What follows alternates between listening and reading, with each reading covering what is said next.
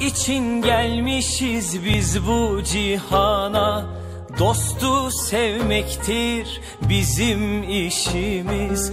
Aşk için gelmişiz biz bu cihana, dostu sevmektir bizim işimiz.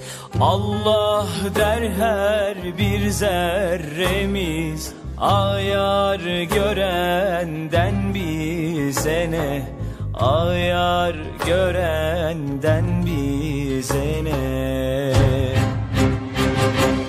Yer gök seslenir her dem Allah, benlikten geçenin yaridir Allah.